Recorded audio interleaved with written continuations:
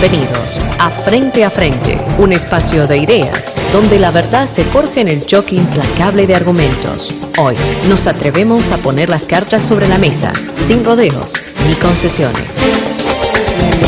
Frente. Amigos de todo el país, muy buenos días. Es un verdadero placer estar nuevamente junto a ustedes en fin de semana con este espacio de Frente. Hoy se cumplen 6 meses del gobierno de Rodrigo Paz. Entre luces y sombras, entre aciertos y desaciertos. Vamos a evaluar estos 6 meses de gobierno, vamos a darle una perspectiva. ¿Cuál es el rumbo que está tomando el gobierno del presidente Rodrigo Paz? Se han lanzado una serie de cuestionamientos, hay bloqueos que aún persisten en algunos lugares del territorio boliviano que generan un gran perjuicio a nuestro país. ¿Es una reivindicación social que se traduce en estas medidas? ¿O más bien será una decisión política de quienes se encuentran movilizados en coordinación con la Central Obrera Boliviana? Desde el trópico de Cochabamba se ha llamado a efectuar más bloqueos, más movilizaciones a través del expresidente Evo Morales. Hay muchos temas, hay muchos aspectos que vamos a referirnos en el programa de hoy. Es un verdadero gusto tener en los estudios de la radio a Julio Alvarado, que está ya junto a nosotros. Julio, bienvenido a este espacio de Frente. Muy buenos días. Muchísimas gracias por la invitación y un saludo a todos los compatriotas de FM La Paz 96.7. Te quedo muy agradecido, Raúl. También estaremos con Marcelo Arequipa. Entre ambos vamos a tener la posibilidad de escucharlos, a estas dos personalidades, y encontrar algún norte, dar una mirada a lo que está ocurriendo en el territorio boliviano. Julio, 6 meses del actual gobierno, ¿qué podemos decir, qué podemos destacar, qué podemos cuestionar? Bueno, 6 meses que, como tú bien decías, luces y sombras, ¿no? Una vez que gana Rodrigo Paz la segunda vuelta, finales de octubre del pasado año, hubo un sentimiento en la población de tranquilidad, ¿no? Se estaba dando una transición pacífica, como sabemos hacer en Bolivia, ves bien las cosas, no siempre nos equivocamos. Hubo una transición pacífica, cómo íbamos a salir de la dictadura masista, y se lo hizo por las urnas, por el voto y de forma, reitero, pacífica. Comenzó el gobierno a tomar las primeras medidas y que fueron acertadas, es decir, lo que se debería haber hecho, ¿no? En primer lugar, asegurar el abastecimiento de combustibles, luego sincerar la economía, elevar el precio de los combustibles a los precios internacionales para no seguir desangrándonos. Entonces, esas dos medidas considero que fueron las más importantes que hizo en materia económica. Y en materia política, que cesó la persecución política. Cesó la persecución política y comenzaron a salir de la cárcel varias personas que estaban injustamente detenidas, ¿no? Claro que hasta el momento seguimos teniendo presos políticos, ¿no? Entonces esa es todavía una tarea pendiente.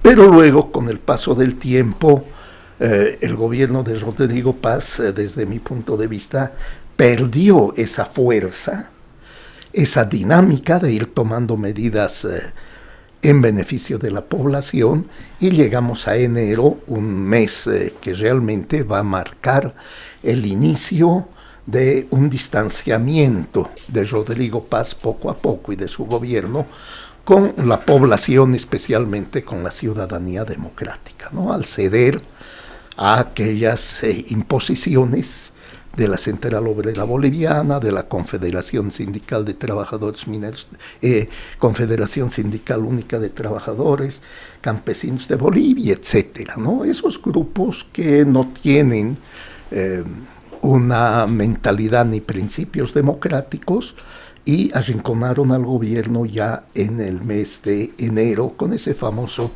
decreto 5503.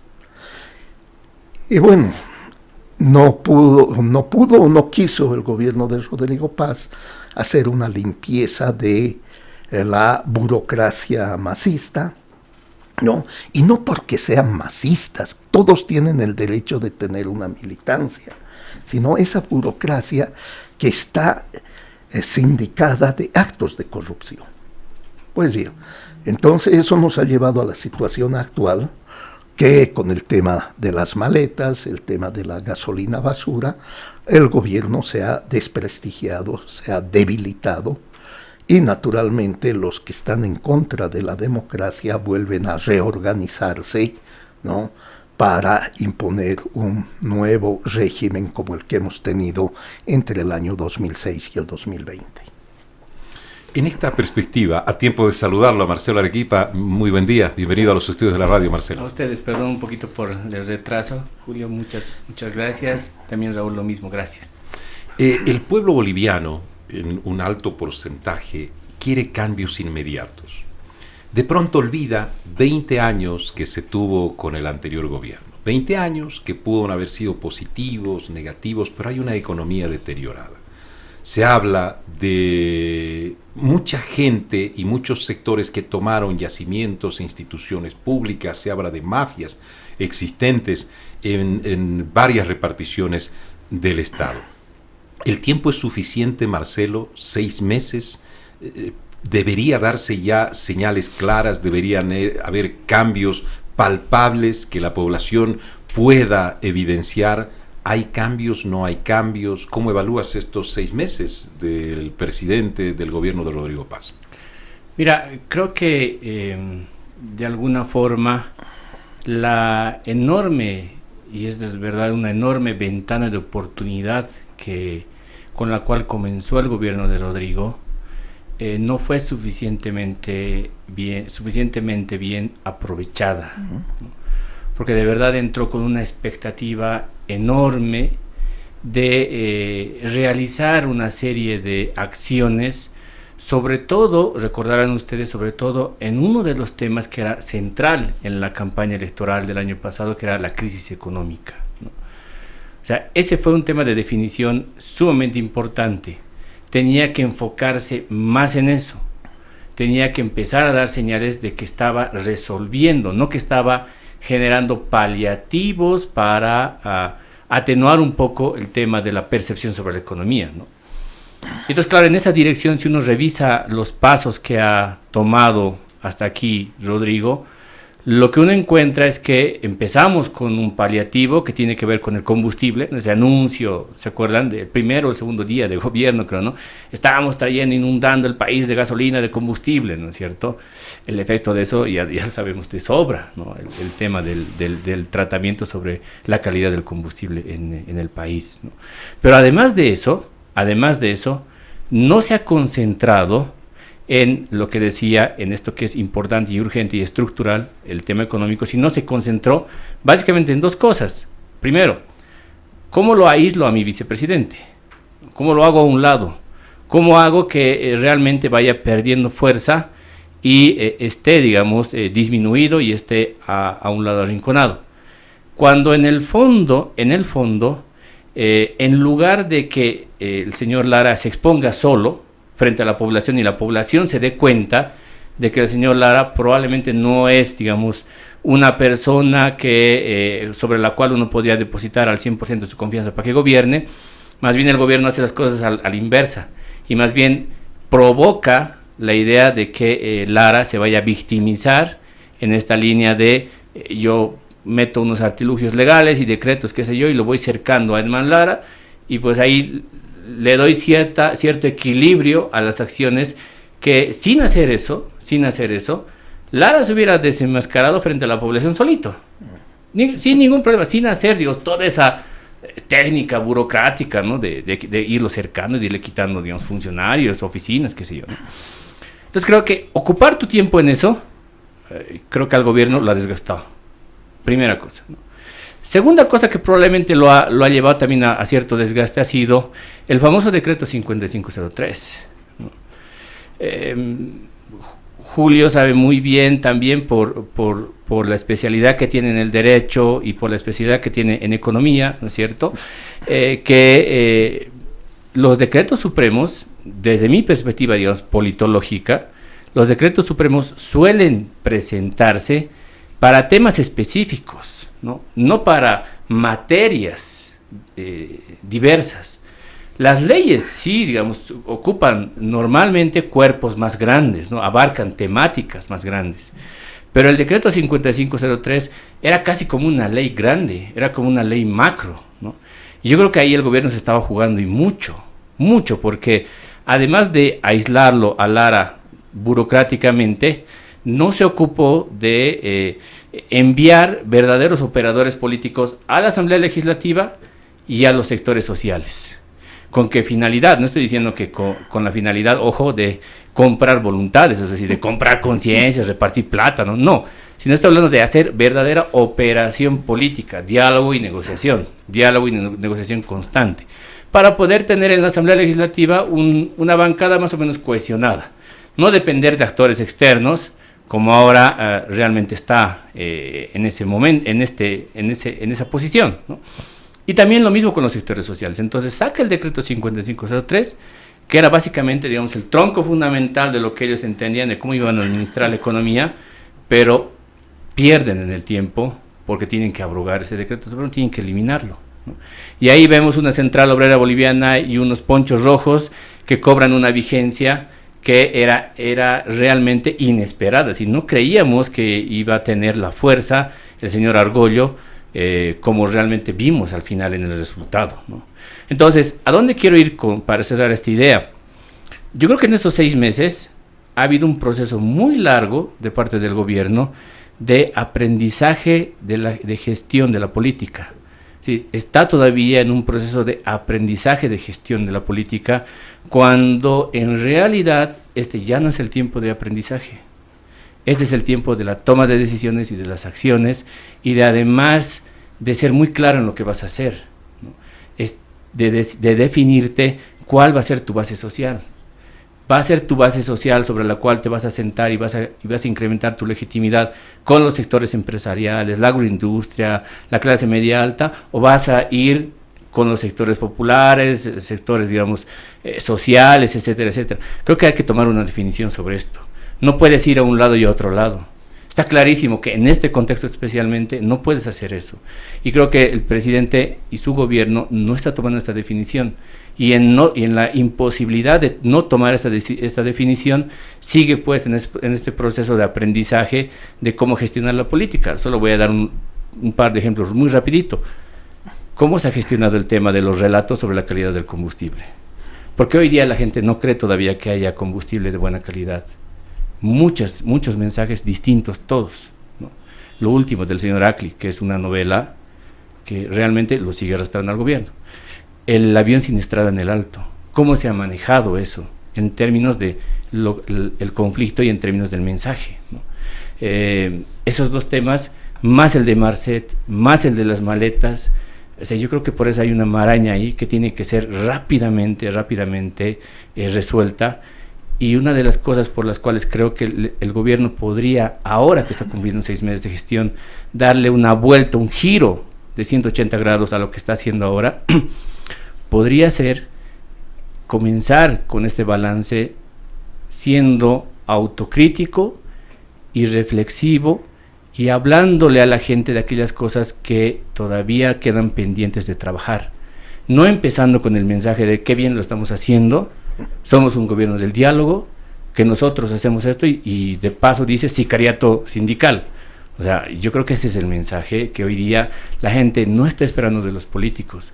La gente está esperando de los políticos que hagas autocrítica, que empieces con eso y que acto seguido le digas a la gente, ok, reconozco que me he equivocado en algunas cosas, pero ahora también les estoy diciendo que la agenda hacia adelante es esta y necesito el apoyo de ustedes. Ese es el tema más importante. Pues eso sería darle un giro a aquello que no hemos visto hasta ahora, ni en el masismo, ni en el levismo, ni en el arcismo, y no lo estamos viendo tampoco ahora en el rodriguismo, si quieres, no estamos viendo. Y creo que eso está esperando la gente, que el político se muestre cerca a la gente y que realmente reconozca que hay errores y que de verdad ya este proceso, este tiempo de aprendizaje se ha terminado, ¿no? ¿Qué errores? ¿Por qué se da este panorama que evalúa Marcelo Arequipa?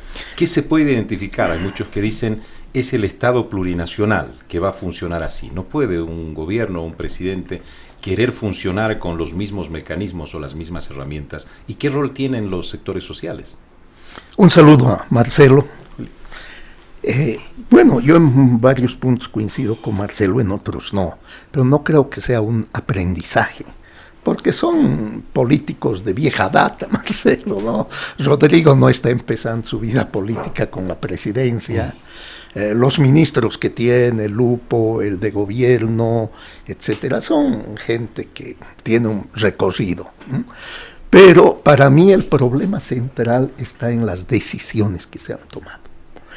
Y ahí coincido en que el presidente y su gobierno tienen que decir cómo van a gobernar y con quién van a gobernar, que no lo ha hecho, y hacia dónde quiere llegar con sus políticas públicas. Y eso es lo que no ha hecho el presidente Rodrigo Paz Pereira, ¿no? Ha querido, por un lado, cogobernar con la burocracia masista, que la mantiene todavía, hasta el día de hoy, no la ha cambiado, ¿no? Y por el otro lado, ha querido que no hayan conflictos. Por lo tanto, desde mi punto de vista, yo pienso que que su equipo y él decían, no nos pelearemos con el MAS, ¿no? Y vamos tomando medidas graduales para transformar.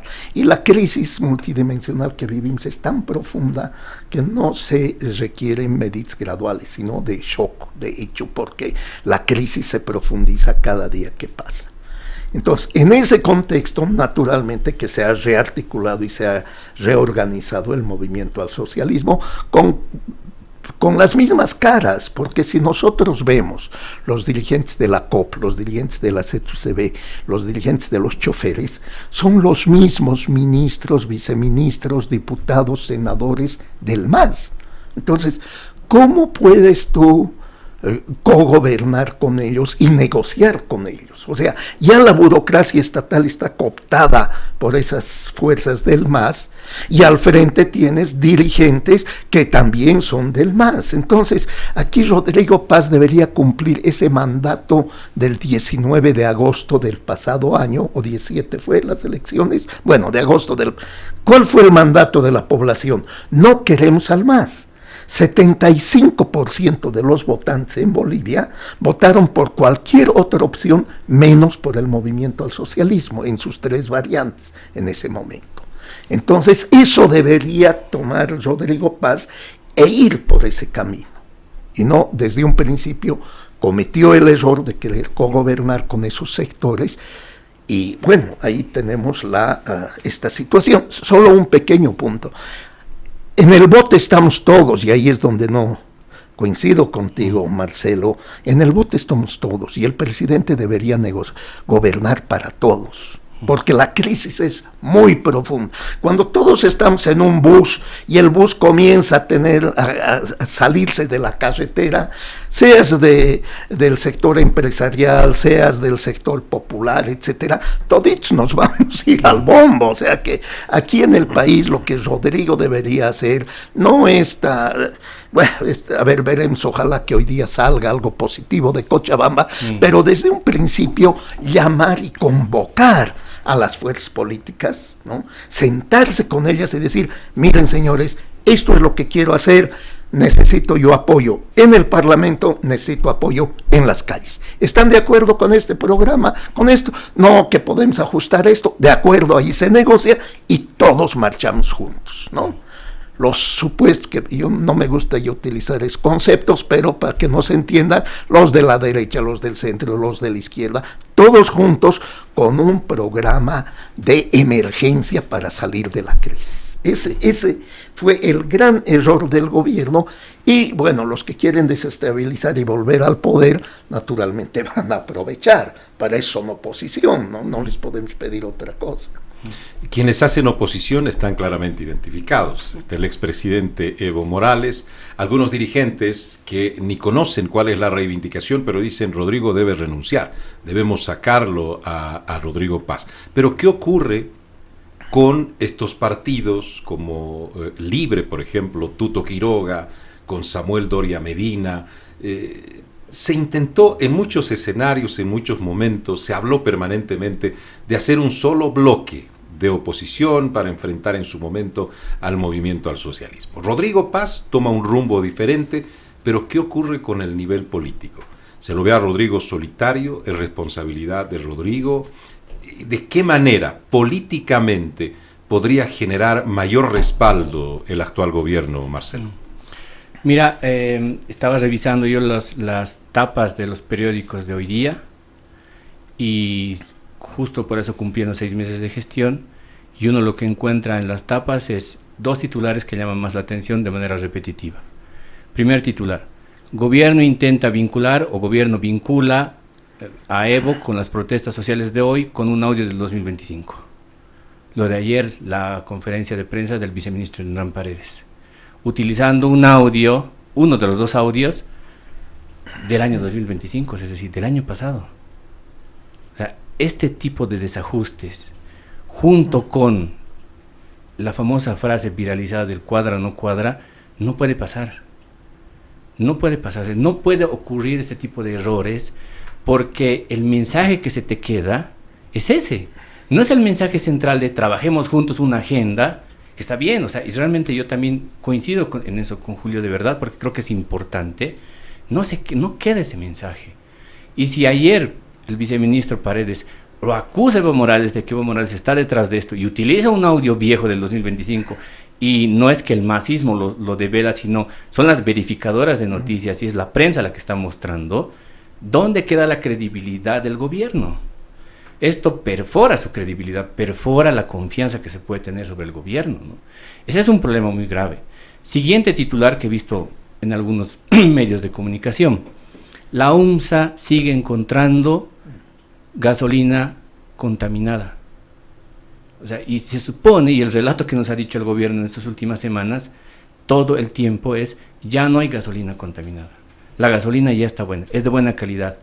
Y nuestra UMSA sigue encontrando gasolina en problemas, o sea, basura, digamos, que se conoce así comúnmente en la calle, ¿no? O sea, son 2 ejemplos sobre los que de verdad el gobierno necesita dar un giro, por eso decía hace rato, no sé si de 90 o de 180 grados, pero es un giro importante que tiene que dar. O sea, si no lo da, si no es capaz de dar ese giro, esto que yo le he visto ya es además ahora público, por si acaso lo que voy a decir, porque son datos de una encuesta reciente de medidas sobre la credibilidad del gobierno, ya es público. En 5 meses, no estoy hablando de la imagen del gobierno, sino estoy hablando de la imagen de Rodrigo Paz como presidente. En 5 meses de evaluación, su nivel de rechazo ha ido creciendo de 8 puntos a 38 puntos. O sea, 30 puntos de reprobación ha subido en 5 meses. Y si uno se fija en el histórico, tiempos de Evo, tiempos de Áñez, tiempo de Luis Arce, no ha habido en ninguno de los momentos una crecida tan grande de rechazo a un presidente. Esto ya es, para el gobierno debería ser alarma entre amarillo y rojo. Esto te está diciendo algo. Esto te está diciendo que tienes que hacer de verdad un giro. Tienes que hacer ajustes importantes. No basta con los anuncios y los invito además también, si quieren, ahora que está de moda la inteligencia artificial, los invito de verdad que le pregunten a la inteligencia artificial cuántas veces durante este año el presidente y su gobierno han anunciado que iban a entregar el paquete de leyes. Más de 12 veces. No puede ser que no cuiden las palabras del presidente. Su equipo tiene que cuidar sus palabras y tiene que hacer, digamos, un paso previo antes de lanzar el mensaje. Tiene que haber una reunión y tiene que decirle, esto puedes anunciar, esto no te sugiero que anuncies. Porque si el presidente anuncia, vamos a presentar el paquete de leyes, y eso no se materializa, estás quedando como irresponsable. O por lo menos como poco prolijo. Ya ni siquiera menciono el filtro de haber leído el decreto 5503 y que todos hemos encontrado errores de redacción, hemos encontrado varios desajustes ahí dentro. Sí, hay una serie de cosas que, por eso decía hace rato, ya no pueden seguir ocurriendo. Por eso yo lo llamo todavía el tiempo del aprendizaje, a pesar de que es verdad, reconozco que Rodrigo, digamos, es un político con pedigrí, ¿no es cierto? Para ponerlo, digamos, en términos más coloquiales, ¿no? Viene pues de una familia, tiene, ¿no es cierto? Tiene una trayectoria enorme, ¿no? Enorme. Pero por eso yo no entiendo por qué estos desajustes, por qué estas cosas de hablar y no materializarlas. Porque no puedes hacer eso, un presidente no puede poner su palabra y que acto seguido sus funcionarios no la materialicen, no pongan en acción sus palabras. Este es un asunto que creo que por eso mella la credibilidad. Y ojo, por eso, de nuevo, para cerrar esta idea de nuevo, también, no puede seguir creciendo el nivel de reprobación tan alto. O sea, en estos puntos, en 5 meses, 30 puntos, a mí me llama mucho la atención de verdad, y eso de verdad se tiene que tomar con mucha cautela, y se tiene que hacer de una vez por todas, por eso un ajuste importante. Rol Samuel, Tuto, sectores de oposición, sí, entre comillas. Vea, todos están haciendo política.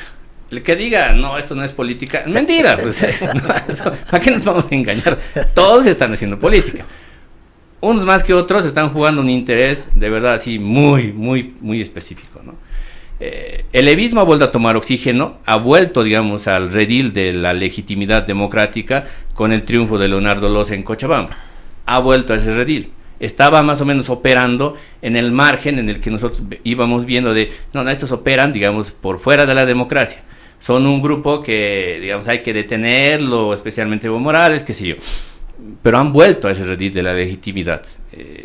Y están operando, obviamente, en una línea en la que, si lo escuchan Evo Morales las últimas 2 semanas, ha matizado su discurso en algo que creo que no es poca cosa. No es poca cosa. Él ha dicho, con Evo o sin Evo, vamos a volver al poder. Eso el año pasado no lo escuchábamos. Ese mensaje no se escuchaba. Ojo con eso. Ojo con eso. Porque ahora está Leonardo Loza ahí y parece que Leonardo Loza está haciendo de verdad su tarea. Como a Evo le gusta además, ¿no?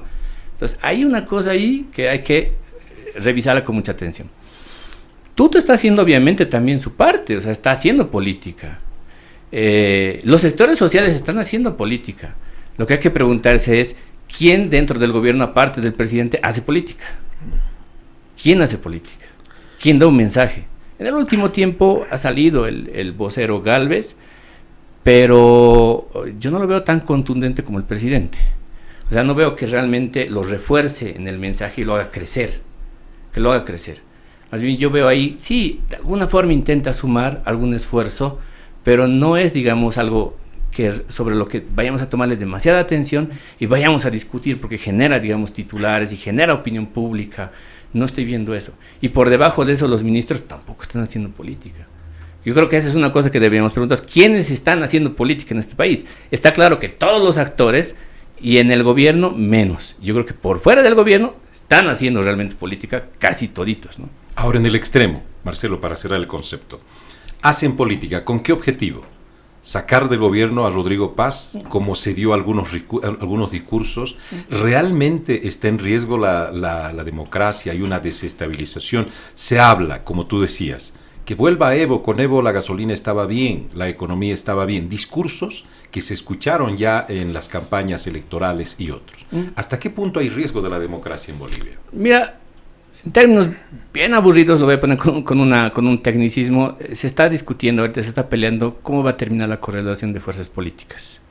Y no creo que el objetivo final sea tumbarlo a Rodrigo. El objetivo creo que final es debilitarlo a Rodrigo. Y si en esa lógica de debilitarlo Rodrigo al presidente y a su gobierno le entra la tentación de sacar la fuerza y que haya heridos o muertos, ahí es donde realmente eso ya no va a tener vuelta atrás. Pero creo que ahora lo están midiendo, para ponerlo, digamos, en términos coloquiales, lo están midiendo y están viendo hasta dónde puede llegar, ¿no?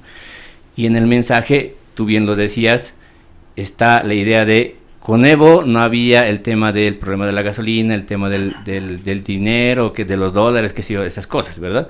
Que se escucha en algunos sectores. En lugar de el gobierno avanzar y plantearte el norte, el futuro hacia adelante y dejar de pelearse con el pasado, ¿qué te dice el gobierno? No vamos a volver al pasado. Y la gente tiene el razonamiento de el pasado estaba bien, en términos por lo menos de mi bolsillo, no estaba mal. Entonces, ¿qué estás haciendo con eso? Estás hablando el mismo lenguaje que está queriendo posicionar tu adversario. O sea, no le estás dando más bien otra visión distinta a la gente. Cuando tú dices, no queremos volver al pasado, y la gente dice, pero ¿por qué no vamos a volver al pasado si en el pasado no hacía fila por el combustible con el Evo? Si no había escasez de dólares, si los precios no estaban así, si tenía mi bono, no sé qué, no sé cuánto. No es la mejor manera.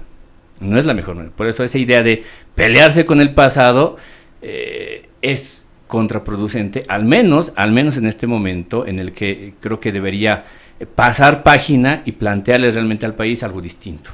Todo lo que pasa en Bolivia es parte de un pasado, es decir, debe mencionarse el pasado. Esto es estricta responsabilidad de Rodrigo Paz. Son 6 meses del actual gobierno, pero ¿hasta qué punto la gente o la población pudiera entender o digerir lo que está ocurriendo en nuestro país? El grave problema en Bolivia es el nivel cultural de nuestra población. Yo sé que muchos no coinciden conmigo, pero es así, ¿no? Porque si salimos en este momento a hacer una pequeña encuesta y les preguntamos, como bien decía Marcelo, ¿cuándo vivías mejor? No, con el Evo estaba mejor. Claro, pero no se ponen a pensar que fue justamente el Evo, y eso lo hemos venido denunciando desde hace tiempo, el que nos ha llevado a esta crisis. La crisis, compatriotas, no se inicia ni hace 1, 2 o 3 años. La crisis se inicia el año 2015 y por eso siempre hemos recordado y reiterado nosotros. Vean ustedes las estadísticas. Desde el año 2015 cae la producción de gas. Desde el año 2015 comenzamos a endeudarnos más de lo que habíamos estado endeudados. Desde el año 2015 el gobierno comienza a gastar más dinero sin respaldo, lo que es el déficit fiscal. Es decir, gastaba muchísimo más de lo que ingresaba. O sea que la crisis ya estamos viviendo 11 años de crisis. Y esa es responsabilidad del movimiento al socialismo y de Evo Morales, ¿eh? Entonces, claro, para ellos es fácil, justamente por esa falta de información y de interés de la población, ¿no?, de conocer todos estos datos que los hemos venido repitiendo desde hace años nosotros.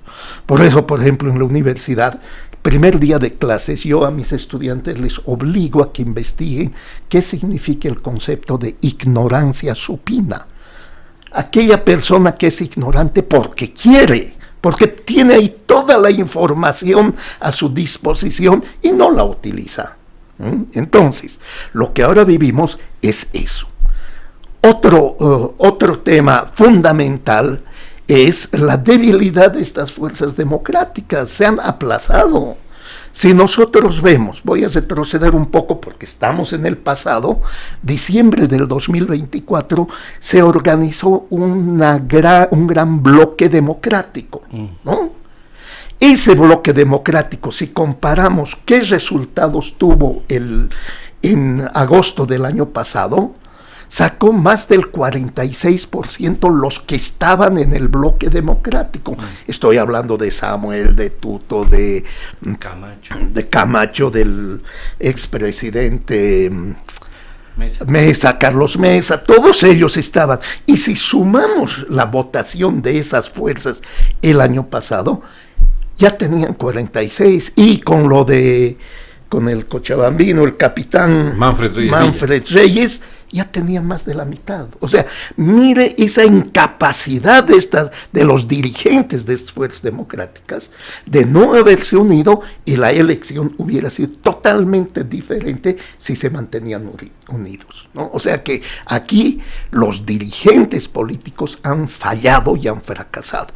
Y naturalmente la oposición, los otros, han aprovechado de eso, ¿no?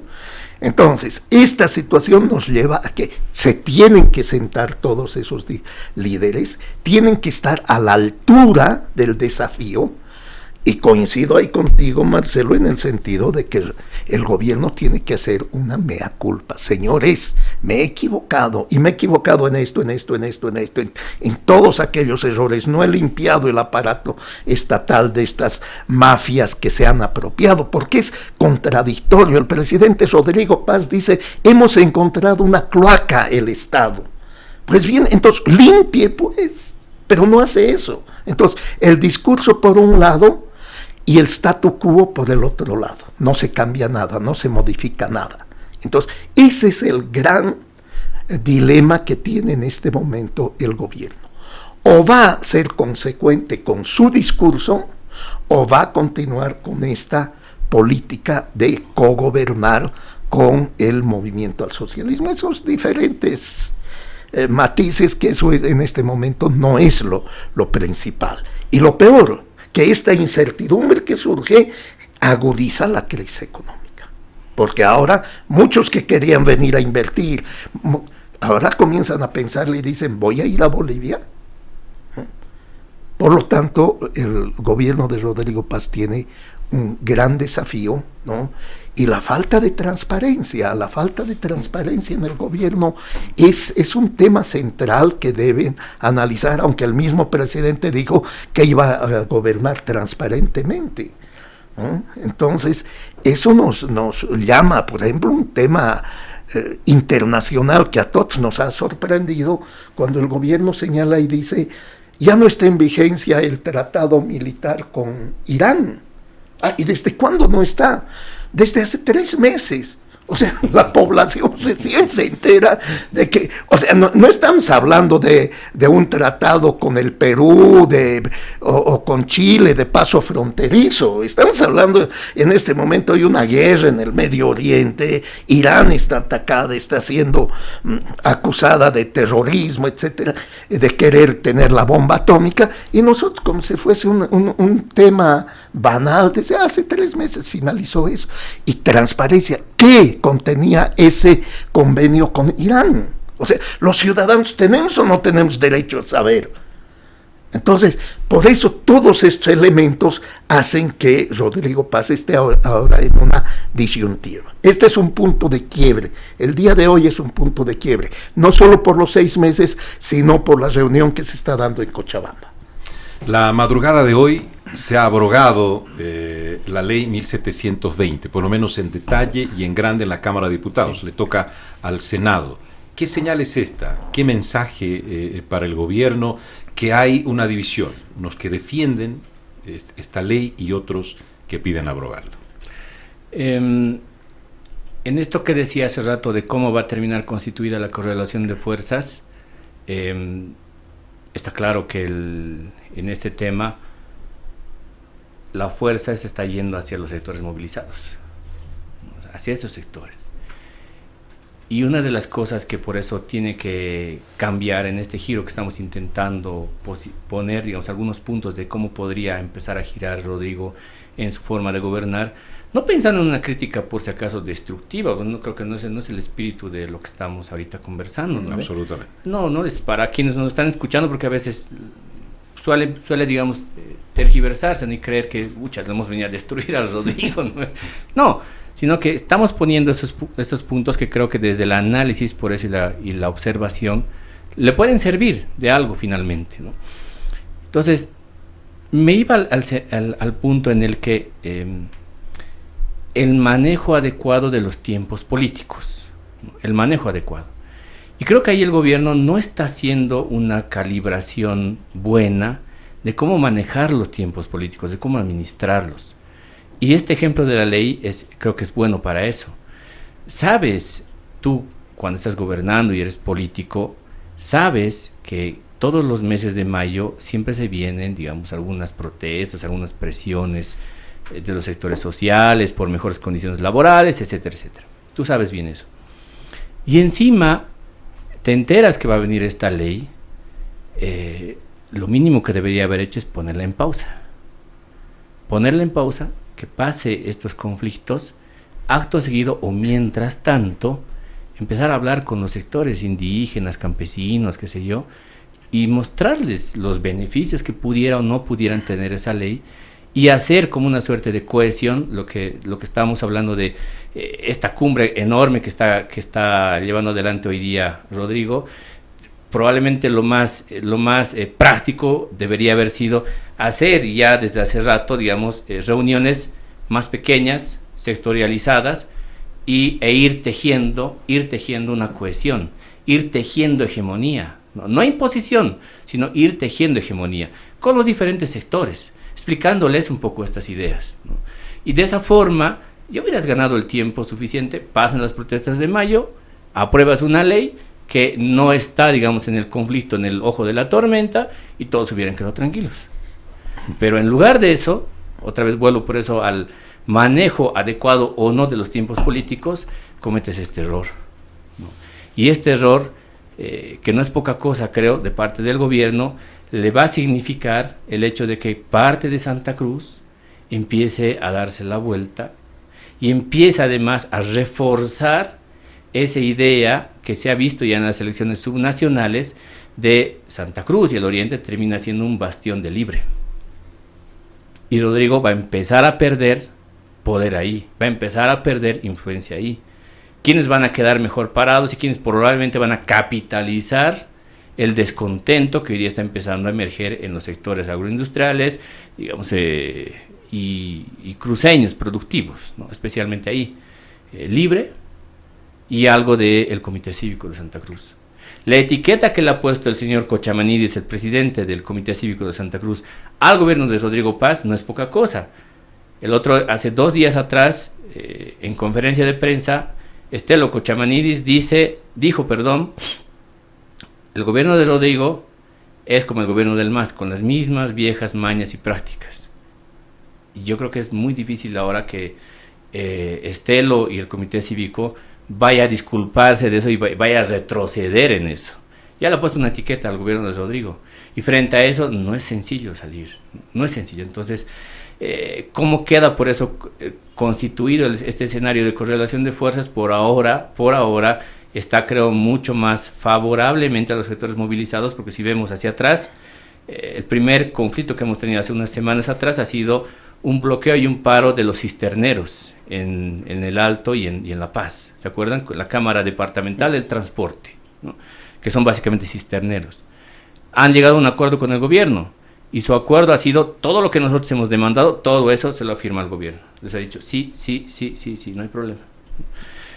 Hace un acuerdo con ese grupo más pequeño de la CESUD-CB, lo mismo, sobre la ley 1720 y sobre otras cosas más. Lo mismo, sí a todo. ¿Qué va a pasar el día de mañana cuando realmente necesite de verdad negociar sobre algunas cosas? ¿Va a poder el gobierno, va a poder hacer, que los sectores sociales acepten sus propuestas, o va a seguir siendo a la inversa? ¿Es eso o es usar la fuerza? Y eso es muy peligroso en este país. Sabemos muy bien que es altamente volátil, y además con una incertidumbre enorme si te atreves a querer usar la fuerza. Entonces yo creo que esto de la ley ya nos está dando una pauta de que probablemente la reunión de hoy día de Cochabamba no va a ser muy cómoda para el presidente. No creo que vaya a ser muy cómoda, ¿no? Veremos el desenlace hacia el final del día. Lo que para muchos, señor Alvarado, puede ser considerado soluciones con sectores sociales, acuerdos de forma positiva, en política se hace una lectura de debilitamiento. Pidieron hoy los de la Central Obrera Boliviana, mañana pedirá otro sector, y hay diferentes planteamientos. ¿De qué manera el gobierno puede ejercer poder? ¿Realmente el gobierno tiene esta posibilidad? ¿Qué mecanismos tiene en función de ese porcentaje de votación que recibió el actual gobierno? Primero, el gobierno, que si le va mal, nos va a ir mal a todos. Eso que quede claro, ¿no? Al gobierno le va mal, el tema económico se va a agudizar y eso nos afecta a todos. O sea, quien se alegra que al gobierno le vaya mal es porque está bien forrado y tiene otras intenciones. ¿Qué debe hacer el gobierno? Y debería haber hecho desde el primer día. Cumplir voy a dar un artículo, aunque no me gusta porque la gente no entiende mucho a veces, cumplir el artículo 108 de la Constitución, parágrafo 1, que determina: todo ciudadano boliviano tiene el deber de conocer, cumplir y hacer cumplir la Constitución. Eso es lo básico. Si no recuperamos el Estado de Derecho, que justamente este Estado de Derecho ha sido desmantelado en los 20 años, no vamos a salir adelante. Ahora, ante estos movimientos, entre comillas, sociales, ¿qué debería hacer el gobierno desde un principio? En este momento no habría ni un bloqueo si el gobierno hubiera aplicado la ley. Tenemos el famoso caso del Fondioc, que es el Fondioc donde dirigentes sindicales de la CETUCB han asaltado las arcas del Estado. Esa es la realidad. ¿Qué debería hacer el gobierno? Detenerlos a todos aquellos que tienen cuentas con el Estado y que después de tanto tiempo no han sido convocados por la justicia, ¿no? Y llamarlos a que ellos rindan cuentas con el país. Si eso hacía, en este momento la CETUCB estaba descabezada, porque la gran mayoría de los dirigentes de la CETUCB han estado involucrados en los actos de corrupción del Fondioc. Ese es un elemento. Otro elemento, debería analizar qué está sucediendo en la mina Huanuni, de donde salen los secretarios ejecutivos de la COP. Les voy a dar 2 datos. Ya sé que a muchos no les gustan mis números, pero hay que darles, ¿no? El 2006, cuando se nacionaliza la mina Huanuni, antes estaba en manos de una transnacional, Huanuni tenía alrededor de 800 trabajadores y producía al año 9.000 toneladas de mineral. El 2006. El día de hoy, Huanuni tiene alrededor de 3.000 trabajadores y produce 8.250 toneladas del año 2025. O sea, lo que ha hecho el MAS ha sido inflar estas empresas estatales, estas empresas nacionalizadas, ha metido gente, nada de eficiencia, nada de productividad, había que dar pegas. O sea, una empresa que funcionaba bien, que daba ganancia a una transnacional, que daba impuestos, regalías al país, ¿no? Con 800 trabajadores, ahora tenemos casi 3.000 trabajadores y la producción sigue siendo la misma. Entonces, ¿qué debería haber hecho el gobierno? Una auditoría inmediata, pero no tardarse 6 meses como se ha tardado, y siguen todavía, van a necesitar 9 meses para hacer la auditoría en Huanuni y demostrar que esa empresa está en quiebra. ¿Y quién son los responsables? Los que han manejado Huanuni y los que han manejado Comibol. ¿Y quiénes son esos? Los de la Federación Sindical de Trabajadores Mineros de Bolivia. O sea, no hay por dónde perderse. Por eso el gobierno, si bien tiene políticos, pero no tienen la voluntad política de hacer cumplir la Constitución. Si no restablecemos el Estado de Derecho, vamos a seguir así, y cualquiera que presione, que haga huelga, que bloquee, le va a doblar el codo al gobierno.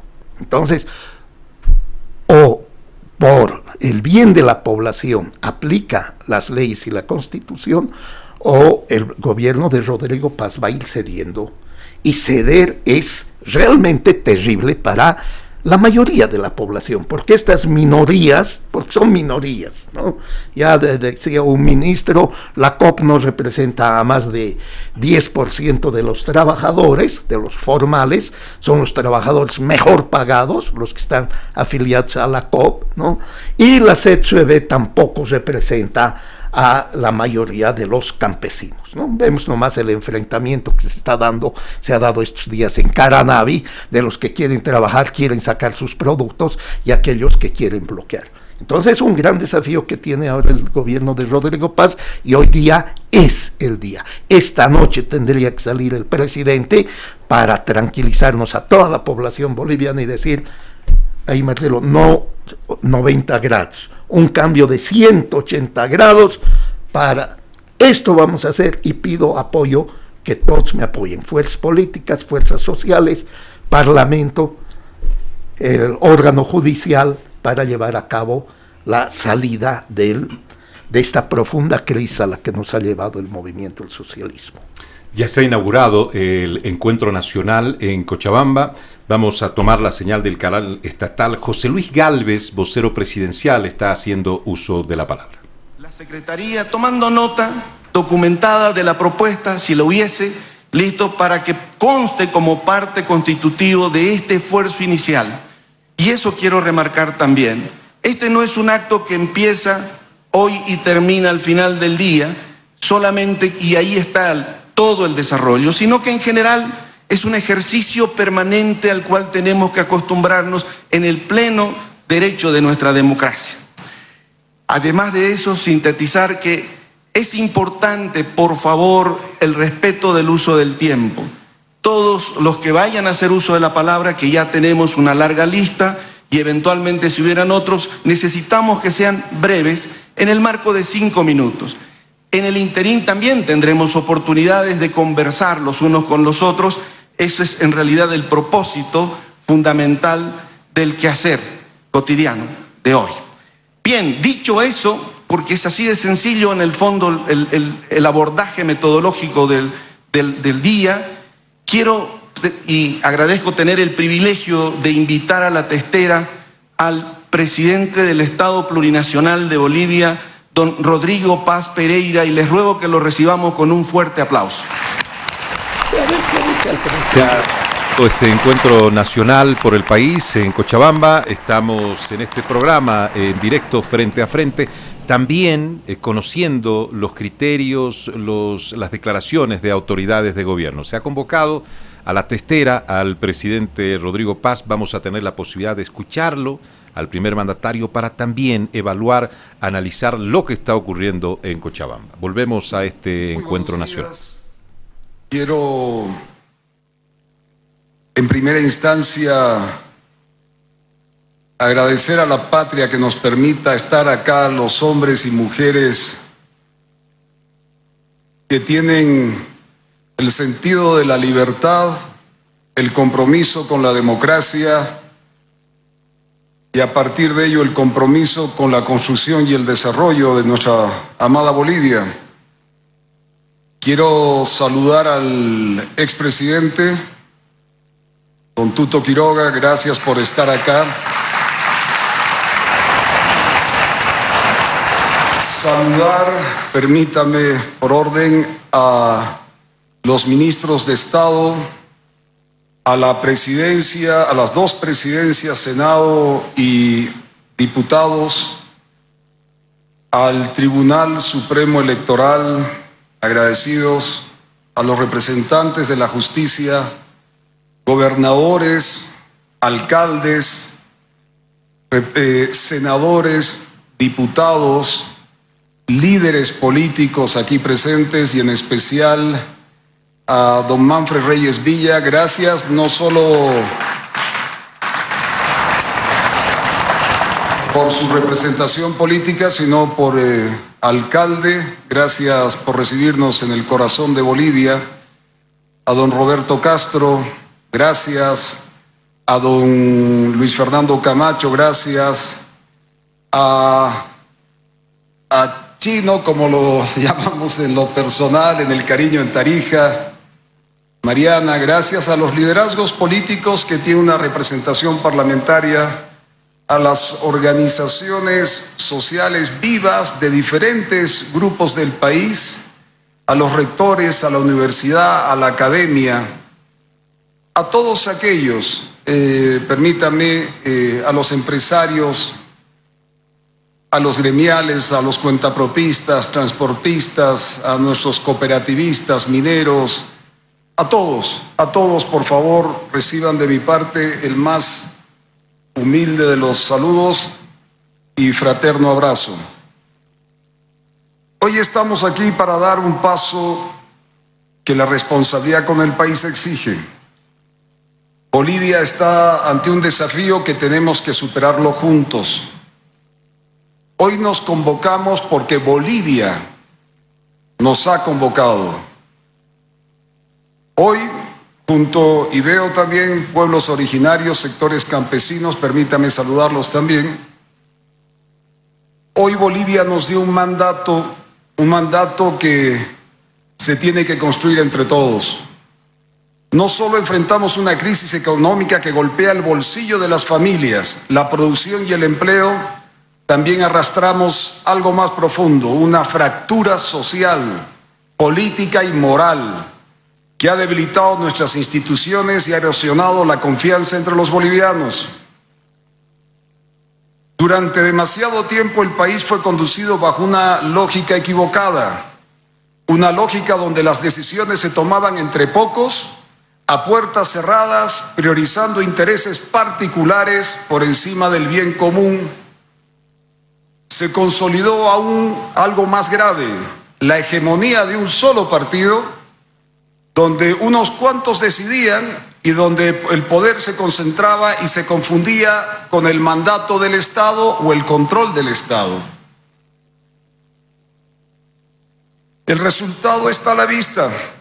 Tenemos un Estado debilitado, instituciones que respondían a la voluntad de una sola persona, atravesadas además por una corrupción galopante que fue carcomiendo la confianza ciudadana y degradando el funcionamiento mismo del país. Un país cada vez más dividido, un país que lo quiero decir delante de los alcaldes, gobernadores, universidades. No hay alcaldía salvo alguna excepción, no hay una gobernación salvo alguna excepción que no esté quebrada, Eso fue lo que nos entregaron. Después de 20 años nos entregaron un país quebrado en todos los niveles de institucionalidad. A eso nos enfrentamos en estos momentos. Estaremos tan atentos complejos. a lo que vaya a ocurrir, a las conclusiones de este evento, de esta convocatoria nacional que se ha efectuado por parte del gobierno que se desarrolla en Cochabamba. Ahí están las declaraciones, palabras iniciales del presidente Rodrigo Paz. Antes de ingresar al otro tema, consideraciones sobre lo que acabamos de escuchar, Marcelo, primero. Sí, a ver. Lo primero que es muy sencillo y que creo que todos los presidentes más tienen. El presidente Rodrigo Paz necesita alguien que le escriba discursos o que le pase ideas, que le renueve, que lo refresque. Todos los presidentes lo tienen, no es nuevo. Necesitas alguien que te acompañe, porque de otra forma no puedes salir de las ideas que vienes repitiendo todo el tiempo, porque además estás gestionando, estás haciendo gestión pública todo el tiempo. Y necesitas de verdad conversar con alguien para que te refresque un poco las ideas y para que salgas de este diagnóstico que ya lo llevamos escuchando hartos meses. Segunda cosa, metodológica ahí. No debería ser el primero en hablar. Debería escuchar a todos hasta el final, a todos los que van a hablar, obviamente, porque son demasiados, no creo que alcance el día para que todos hablen, ¿no? Pero él debería ser el que cierre. No el que inicie, porque lo que va a pasar acto seguido es que los líderes políticos de oposición especialmente no van a ir a darle caricias a Rodrigo, sino van a ir a observarle y a plantearle obviamente cosas como tiene que ser además razonablemente, ¿no? Porque no creo que vayan a aplaudirle, van a ir a plantearle más bien los desafíos en los cuales hoy día está enfrentado. Entonces a mí me da la impresión que primero siguen la fase del diagnóstico, no abandonan eso. Vuelvo otra vez a las encuestas. La gente en el diagnóstico, así como tiene clarito el diagnóstico sobre la crisis económica que no se ha resuelto, también tiene clarito en el diagnóstico todos los errores del masismo, todos los errores, lo tiene clarito. Pero entonces, por eso decía hace rato, ya no hace falta volver a eso, que no sea el tema central de tu discurso, porque la gente lo tiene clarísimo. Más bien la gente está esperando, ¿qué estás haciendo? ¿Qué vas a hacer con esto? Porque ya eso ya está de sobra, o sea, está sobreentendido, ¿no? O sea, por eso es paradoja. Mientras la población ve el vaso medio lleno y ve que las cosas de alguna forma pueden tener una salida, los políticos más bien con su conducta y con sus discursos nos recuerdan que las cosas pueden ser todavía aún peor, en lugar de mostrarnos que las cosas pueden mejorar y el vaso puede estar más bien más vacío, no se va a llenar y no va a rebalsar, ¿no? Julio. Bueno, realmente una pena que otra vez volvamos. Esta introducción ya la hemos escuchado varias veces. Estaba bien para el día de la posesión, pero lo que ahora debería ser para ordenar esta reunión, esta cumbre, era plantear, el poner los principales lineamientos de lo que quiere hacer de aquí adelante. O sea, él está en el ejercicio del poder, él es la cabeza del Estado, a él lo han elegido justamente con esa misión, solucionar estos problemas estructurales y tan profundos que vivimos después de 20 años, ¿no?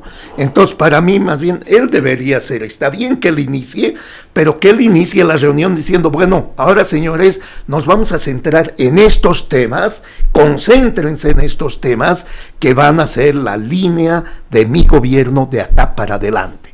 Entonces, así ordena, pero otra vez con el pasado no nos ayuda, igual que decíamos el día lunes, ya los gobernadores y los alcaldes no pueden ahora llegar y decir, yo no sabía que mi municipio o mi gobernación está mal. No, ellos han ido a ser candidatos sabiendo cómo estaba su municipio, sino, entonces, lo que ahora se trata es justamente escucharlo al presidente, en qué dirección quiere marchar. ¿Qué va a hacer, por ejemplo, con YPFB? Esa es una respuesta concreta, ¿no? ¿Va a limpiar esos grupos mafiosos del cual él tanto ha hablado?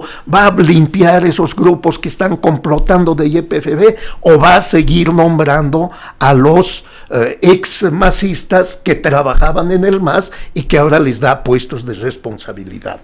Entonces tiene que ser claro, ya basta de discursos, estamos cansados. Es un muy buen orador Rodrigo Paz, pero ahora no necesitamos oradores, lo que necesitamos es una autoridad ejecutiva que comience a trabajar las 24 horas del día aplicando soluciones a los profundos problemas que vivimos.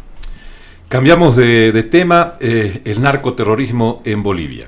Investigaciones que van, investigaciones que vienen, Ministerio Público, Ministerio de Gobierno, Inteligencia, caso Maletas, caso Marcet, Sicariato y otros. Marcelo, ¿el gobierno, el Estado, tiene posibilidades reales de combatir contra el narcoterrorismo en Bolivia?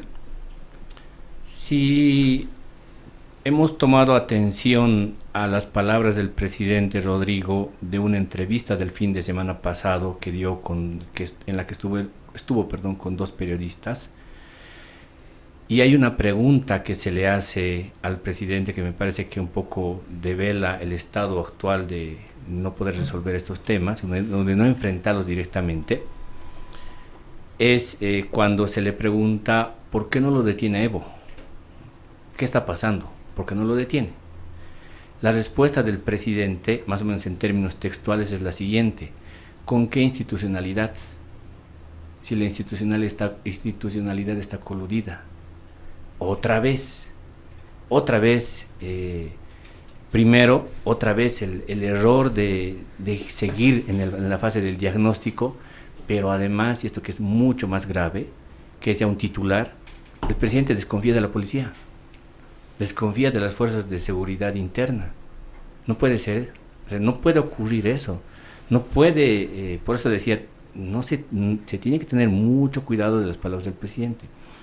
Y un presidente de Estado ya con varios meses en la gestión de gobierno no puede darse el lujo de decir ese tipo de palabras, ese tipo de mensajes, de con qué institucionalidad lo vamos a detener a Evo, digamos, ¿no? No puede ser. Entonces, no vamos a resolver el tema del narcotráfico. En el fondo, los sicariatos en el oriente, la cantidad de asaltos a mano armada que hay en el Alto en estas últimas semanas, que están empezando a aparecer en Cochabamba y que están empezando a aparecer en La Paz, no los vamos a resolver porque el presidente duda y cree que no hay institucionalidad para atender esto. Ese para mí es un tema central, muy, muy preocupante, porque todo el asunto de la inseguridad en general está creciendo de una manera exponencial. Y como país creo que ya hemos cruzado, si no es que le estamos terminando por cruzar, esa línea en la cual nos caracterizábamos en Bolivia. Es verdad que hay delitos, es verdad que hay asaltos, pero crímenes como esos, de, digamos, ejecutar con sicarios a un magistrado del órgano judicial, yo creo que eso ya de verdad es cruzar ya una línea en la que no habíamos vivido en este país, ¿no? Y no podemos culpar al pasado político de eso, porque esto ha empezado a ocurrir, digamos, creo yo, con un escenario en el que se han movido, digamos, algunas grietas o algunas cosas que estaban en la base de todo lo que significa, digamos, el narcotráfico. Probablemente exista, digamos, ahí participación también de algo también político, quizá, no lo sé, pero esto ya es acción inmediata que involucra directamente a las fuerzas de seguridad internas y a la fiscalía. Y ahí creo que hay que seguir un poco los mensajes también del fiscal general, porque el fiscal general desautoriza, o más bien no desautoriza, sino va en contrasentido a las palabras que dice a veces el ministro de gobierno. El ejemplo de la caja fuerte esa encontrada es perfecto, o sea, el fiscal contradice las palabras del ministro de gobierno. ¿Qué está ocurriendo cuando se supone que policía, ministerio de gobierno y fiscalía más órgano judicial deberían ir de la mano, deberían trabajar juntos? Y no deberíamos tener hoy día un Romer Saucedo observando el hecho, un presidente del Tribunal Supremo de Justicia, observando el hecho de que no tiene seguridad, de que necesita que se le brinde más garantías para poder ejercer sus funciones.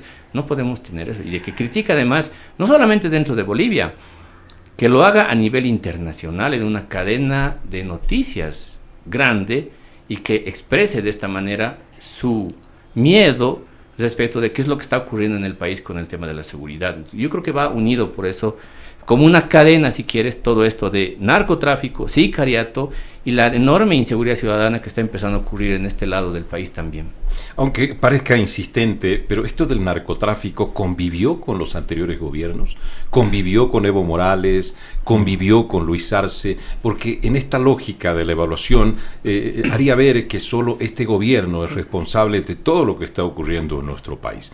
Pero también se ha hablado de Maximiliano Dávila, se ha hablado de comandantes que estuvieron en la Fuerza Especial de Lucha contra el Narcotráfico, comandantes de la policía que ahora están siendo investigados, guardan detención en Estados Unidos. Este es una implementación, es un ingreso del narcoterrorismo, el narcotráfico en Bolivia, de convivencia con el nivel político que ahora Rodrigo Paz detiene a Marcet, con características únicas. Hay un comandante de inteligencia que ha sido enviado con denuncia al Ministerio Público, que ocultó una caja fuerte, es decir, no es un dato menor, como un comandante de inteligencia que esté encargado de filtrar la información hacia el Ministerio de Gobierno, que debe reportar la información al comandante nacional de la policía, no lo hace. No estamos hablando de grados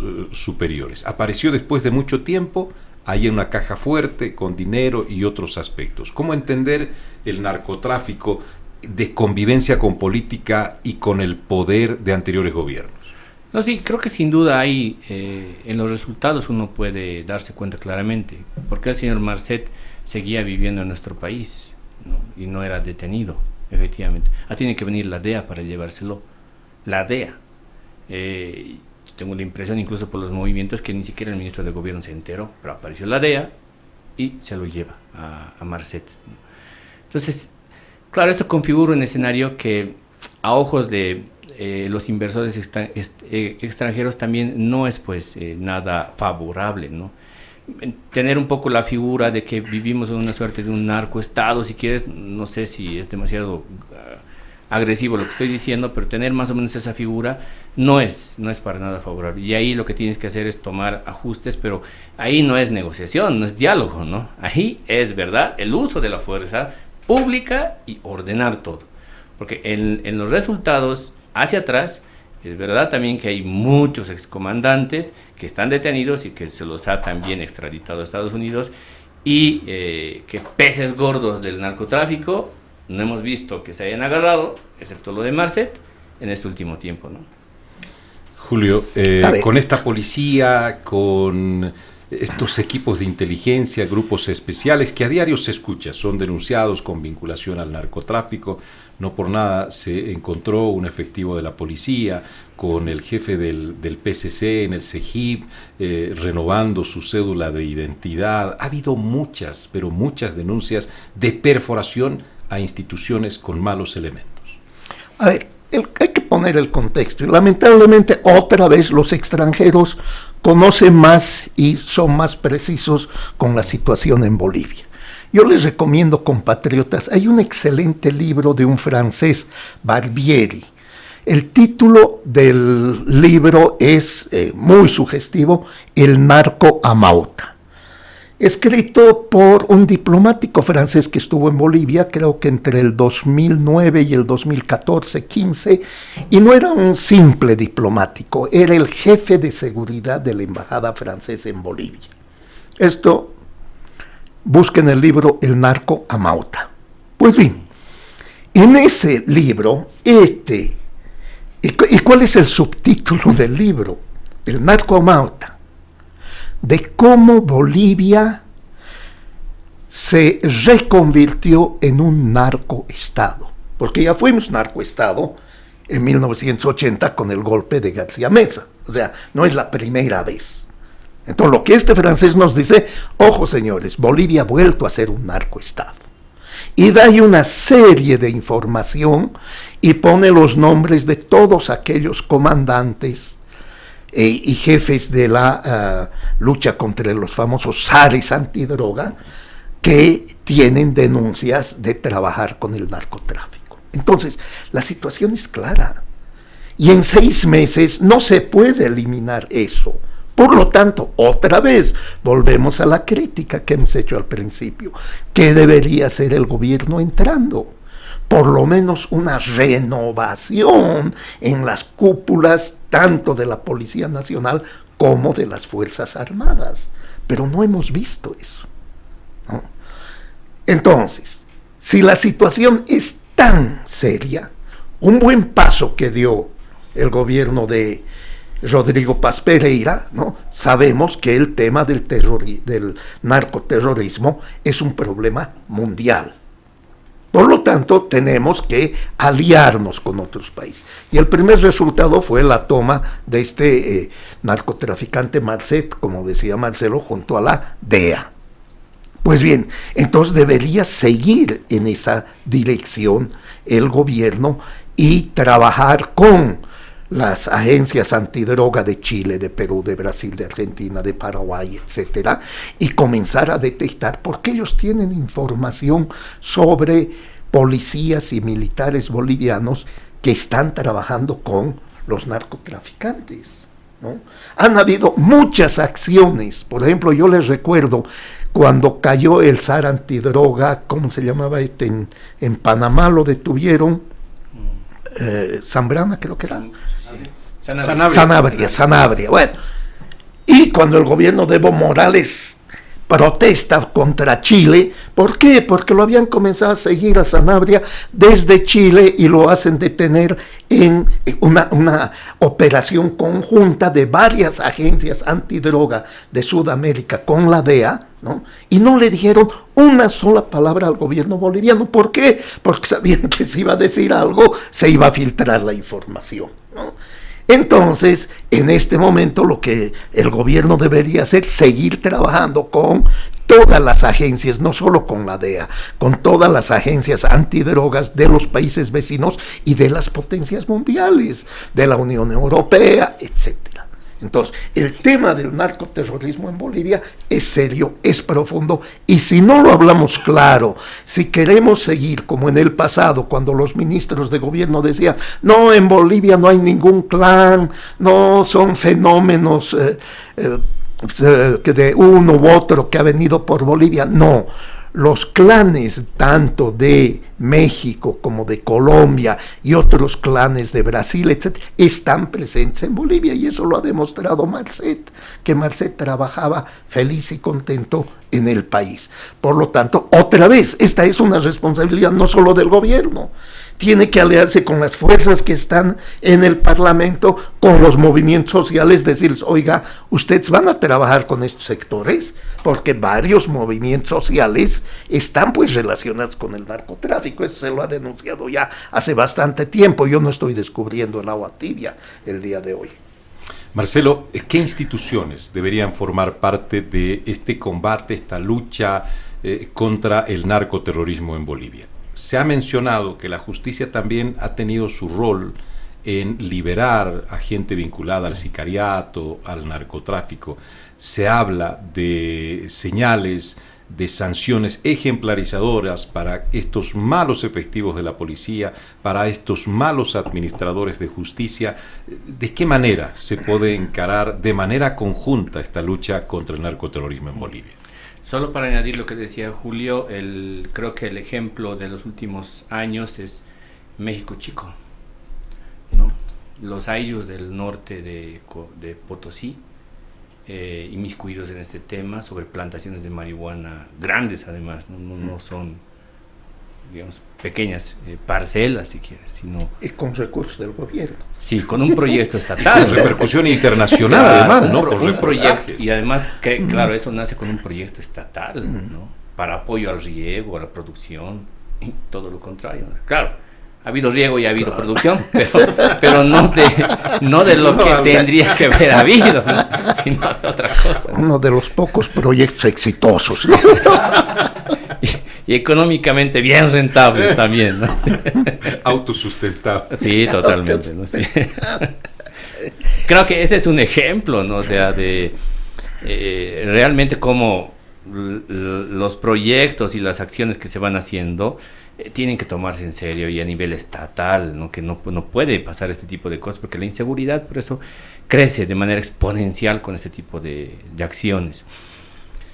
Yo sigo creyendo que de verdad esto pasa por una reforma estructural de fondo. El problema es que, así como vemos que ya lo hemos llevado a mencionando muchas veces en diversos canales y lo hemos escuchado además de de otras autoridades y especialmente de muchas personas, por ejemplo, ya no podemos seguir administrando procesos electorales con las leyes electorales que tenemos. No podemos. Hay que hacer una reforma. Ahora, ¿está el país en condiciones políticas, no en condiciones sociales, en condiciones políticas, los diputados, los senadores, las instituciones involucradas en esto, en hacer de verdad una reforma, y hay voluntad política? Yo no veo eso. Sobre el tema de la reforma judicial, ¿existe realmente una voluntad política fuerte de hacer una reforma judicial para que en serio se trabaje también este tema de manera integral? Más allá de los esfuerzos que está haciendo Juan del Granado con la propuesta que tiene, ahora siendo diputado, si no me equivoco, sí es diputado, no veo de verdad una voluntad política que sea determinante y fuerte para dar una señal clara de que va a haber una reforma estructural de fondo en este tema y una de las temáticas que se va a atacar duramente va a ser todo el tema del crimen organizado y el narcotráfico, ¿no? No veo eso. Y eso tiene que removerse, pero de verdad desde los cimientos, ¿no? Eso no es cosmética, no es superficial nomás. Eso es desde abajo. Entonces, salvo que de verdad este encuentro de hoy, del sábado, salga una agenda nacional que se encare seriamente, pero dudo de verdad, porque basta con recordar elecciones judiciales el año pasado, ¿verdad? Elecciones judiciales. Estaban peligrando las elecciones judiciales. El gobierno de Luis Arce llama a una reunión, a alguna cumbre, pero especialmente el presidente del Tribunal Electoral de ese tiempo, el doctor Hassan Teufer, llama a por lo menos unas 3 cumbres interinstitucionales, 3 cumbres por lo menos. Cumbres en las cuales los presidentes de las cámaras, las instituciones, los representantes políticos firman un acuerdo, firman un acta con puntos específicos de qué es lo que se tiene que hacer para reforzar las elecciones judiciales y los procesos electorales hacia adelante. ¿Cumplen esto que se comprometen? No han cumplido. Y mucho se ha hablado también de eso, del hecho de que los representantes, especialmente en el legislativo, terminan por dilatar las cosas y no cumplen con lo que se han comprometido. Y ese es un asunto que mucho me temo, más ahora que hay una reunión tan grande, vaya a terminar en esto, ¿no? Entonces, si no hay un acuerdo y no hay voluntad, además, si no se ejecuta eso, difícilmente vamos a remover esto y vamos a seguir, digamos, en una espiral en la que aparecen este tipo de sucesos y creemos que no es solamente la coyuntura y no estamos, digamos, sumergidos en una situación de crisis enorme sobre el tema de la inseguridad y del narcotráfico, perdón. De la reforma judicial se habló muchas veces, muchos compromisos, exministros de justicia nos señalaban en la radio, nos decían esta justicia que persiguió políticamente a líderes regionales, quienes se pronunciaban en contra del gobierno fueron encarcelados. Fue esta misma justicia que lo tiene detenido al expresidente Luis Arce, esta misma justicia que se acomoda muy hábilmente a el poder político. ¿De qué manera se podrá tener la certeza de que realmente se dé una reestructuración en la justicia en Bolivia que forma parte de muchos elementos de la lucha contra la delincuencia, de transparentar acciones del nivel político y otros? Bueno, o sea, el diagnóstico de cómo está la justicia en Bolivia ya lo conocemos, pero nadie quiere tomar decisiones. Empezando, a ver, nos olvidaremos del gobierno, ya cometió muchos errores, pero vayámonos al otro lado. En la Asamblea Legislativa, ¿qué deberían hacer? Ya los deberían haber enjuiciado, un juicio de responsabilidades a los autoprorrogados. Era lo mínimo que podían hacer y no le pueden echar la culpa al gobierno. Es función de la Asamblea Legislativa. Entonces, si ellos, donde están la gente de Tuto, de Samuel, de Manfred, no hacen nada, entonces, ¿qué esperamos?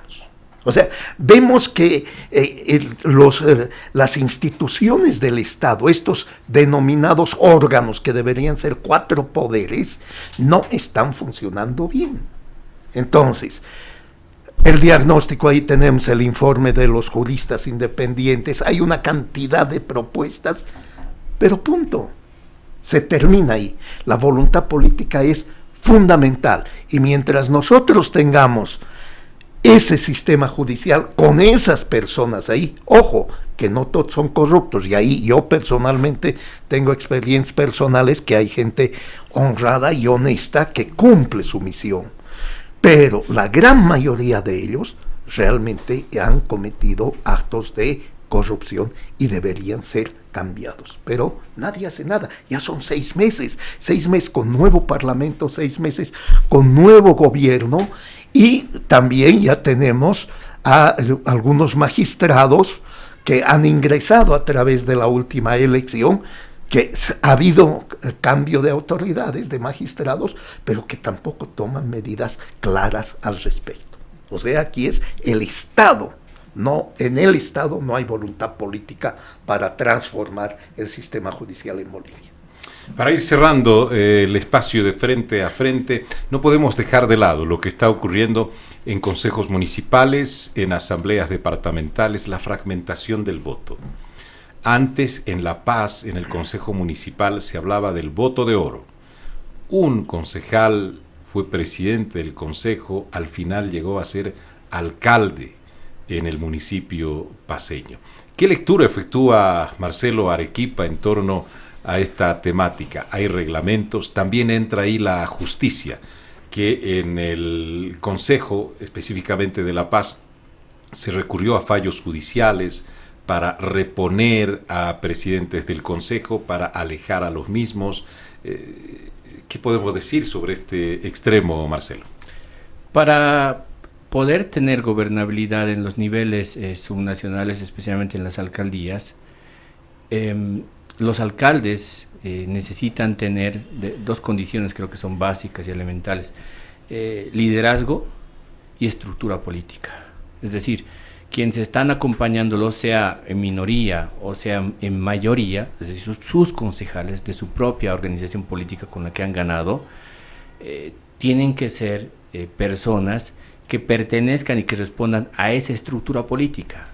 No tienen que ser necesariamente invitados o personas que no van a obedecer a una estructura política, porque Puede ahora mismo, digamos, por ejemplo, el alcalde Dovalier reclamar respecto de que él debería tener su fuerza política, digamos, la presidencia del Consejo Municipal, pero incluso dándole ese beneficio que probablemente, digamos, alguien de su fuerza política sea presidente del Consejo Municipal. ¿Y qué va a pasar si él no responde a una estructura política, o ella, el concejal o la concejal que él ponga? Y el ejemplo perfecto de esto es Iván Arias, ¿no? Con una cantidad considerable de concejales, habiendo ganado la elección, claro. ¿Y qué es lo que le ha pasado?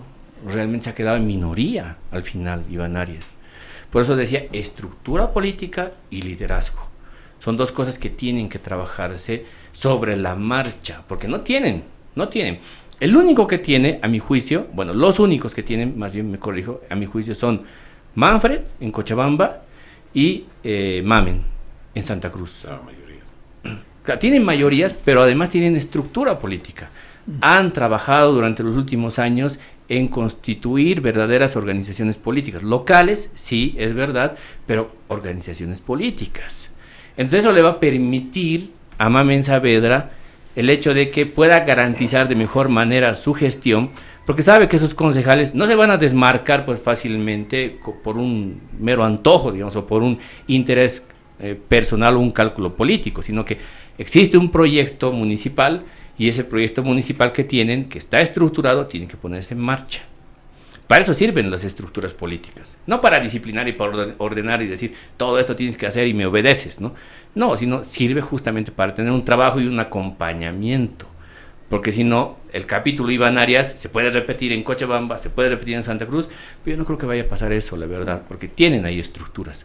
En La Paz es donde me preocupa, en el Alto también es donde realmente me preocupa, y mucho para cerrar esta idea, por dos cosas. Si hay dos ciudades hoy día que tienen una alta expectativa de sus autoridades, son justamente el Alto, especialmente, y Santa Cruz. Porque las dos autoridades, Eva Copa y Johnny Fernández, han terminado sus gestiones con niveles de reprobación por encima del 80%, casi similares a los cuales al porcentaje que terminó Luis Arce. O sea, la expectativa de que realmente cambie la realidad de esas ciudades es enorme. Entonces, el alcalde del Alto y el alcalde de Santa Cruz tienen una enorme tarea para hacer. Lo veo más exitoso por ahora a Mamen Saavedra que a nuestro alcalde del Alto, o sea, porque creo que realmente ahí hay complicación, ¿no? Entonces, creo que por eso se mezclan estos elementos, por lo menos por ahora, ¿no? Acuerdo político. ¿Qué significan los acuerdos políticos?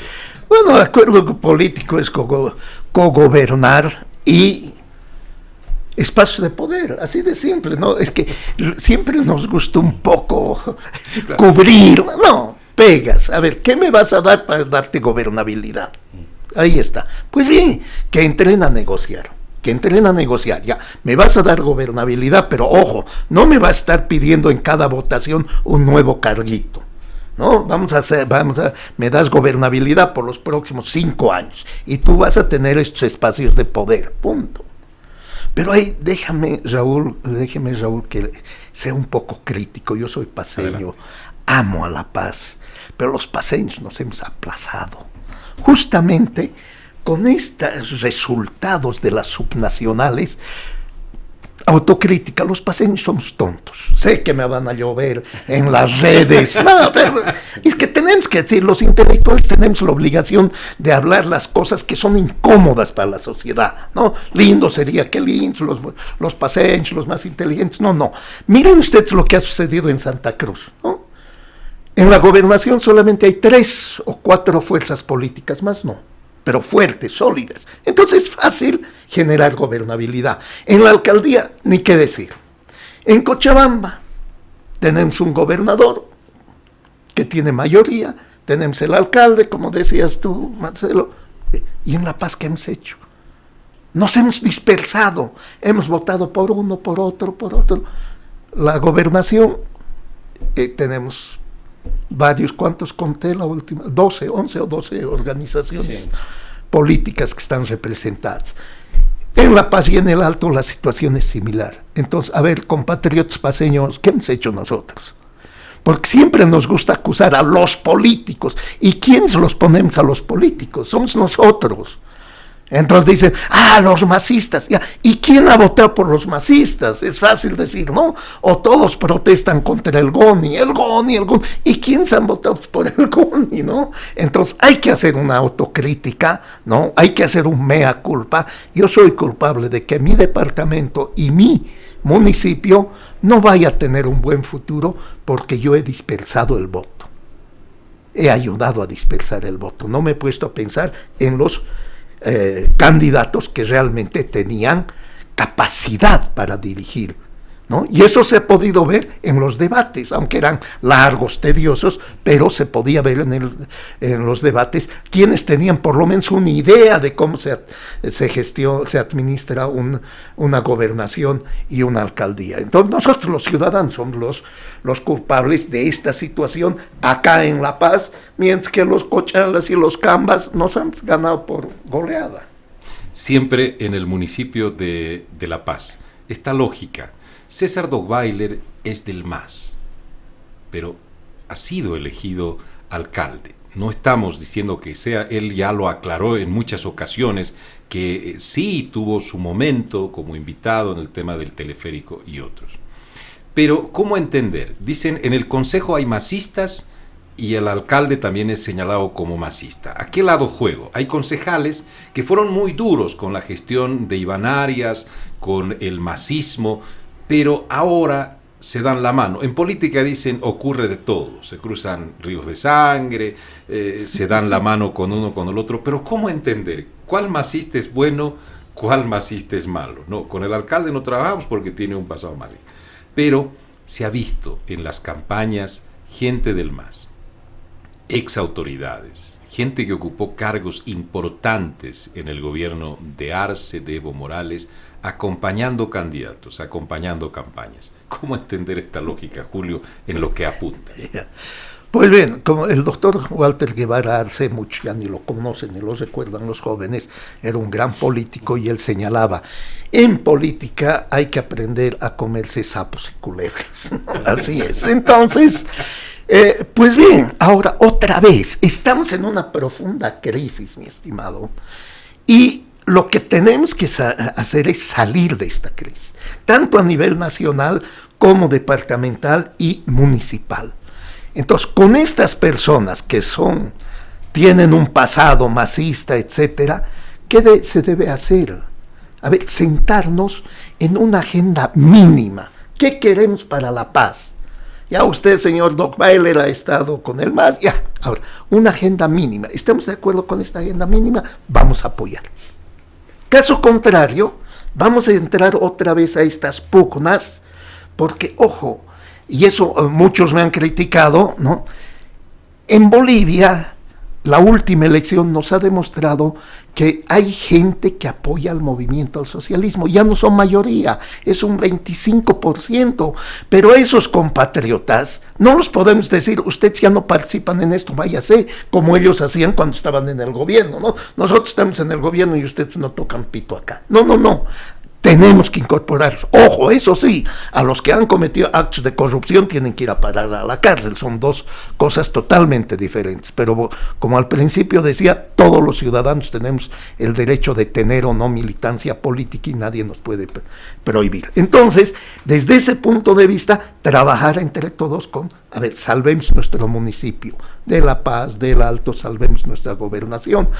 En el preámbulo, antes de iniciar, ya hacíamos recuerdo una gestión que fue eficiente aquí en La Paz, cuando la gobernación logró hacer aquel programa Un Pacto por la Paz, donde estuvimos sentados en una mesa con César Cocarico, estuvimos sentados en una mesa, la universidad, todos los sectores, pero pensando en positivo, ¿no? Y salió un resultado excelente que ojalá el actual gobernador desempolve esos resultados. Algunos están desactualizados, todo, pero ahí están los grandes lineamientos para el departamento de La Paz, por ejemplo. Entonces, eso se debe hacer ahora. Sentarnos todos y trabajar con una agenda mínima por nuestro municipio, por nuestra gobernación. ¿Qué es el municipio? ¿Qué es la gobernación? Somos nosotros, pues. Si le va bien a la alcaldía, nos van a dar agua potable, van a arreglar la calle, no van a haber tantos baches, etcétera, etcétera, etcétera. Entonces, a trabajar juntos, compatriotas, porque la situación es muy, muy difícil. Para finalizar, Marcelo, sobre estos aspectos que hacen a los acuerdos políticos, ya nos has definido las bases políticas. Ahora, aquellos que no tienen bases políticas tienen que hacer acuerdos políticos, o como quiera llamársele, ¿no? La señal que deben dar los políticos en general a la población y a sus adversarios es que los primeros 3 años especialmente son de gestión, son años de trabajo intenso, son años en los que no tienes que demostrar ninguna señal de que estás queriendo electoralizar el ambiente. Después de eso, puedes empezar a electoralizar porque ya se aproximan, digamos, las elecciones. Pero los primeros 3 años para mí son fundamentales, porque en esa medida, si tú empiezas a querer mostrar que quieres electoralizar el ambiente, que hay, digamos, una sensación, entonces la gente se empieza a cansar y empieza, ¿para qué hemos elegido entonces? Si estamos en campaña electoral permanente, ¿no? Y creo que ahí es importante, por eso el ejemplo de Julio, desempolvaremos un acuerdo importante que se ha hecho en el departamento, lo actualizaremos y lo pongamos en marcha, porque finalmente ha sido producto del conjunto de fuerzas políticas e institucionales que forman parte, pues, de este departamento. Entonces, yo vuelvo a esta idea de los políticos deben dejar de seguir mandando el mensaje de que continuamos en un clima electoralizado, ni nombrar eso, sino más bien plantear al país, porque todavía hay una pequeña ventana de oportunidad para plantear al país una hoja de ruta de qué es lo que se quiere hacer. De lo contrario, vamos a seguir en este círculo vicioso. Amigos del programa, ha sido un gusto estar junto a ustedes. Hemos tenido algunas dificultades en la señal de internet. Este espacio va a estar en nuestras redes sociales en unos minutos. Estamos derivando a Ricardo Irusta para que pueda efectuar esta tarea. Sí hemos tenido nuestra señal abierta. Realmente el internet en nuestro país no es de los mejores. Agradecemos a Marcelo Arequipa. Gracias, Marcelo, por tenerte en los estudios de la radio. A ustedes, muchas gracias. Julio Alvarado, de mucho tiempo. Así es, muchas gracias, Raúl, Ricardo, por la invitación, y Ricardo, porque sin Ricardo no salíamos.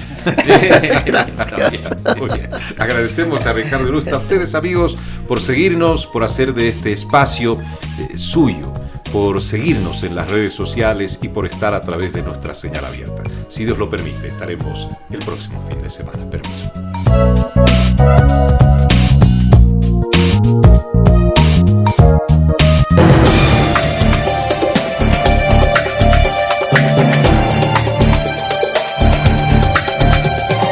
Gracias por su atención. En 7 días estaremos de retorno con un nuevo encuentro con el análisis, el argumento sólido y la reflexión profunda en Frente a Frente. Ponemos en duda lo obvio.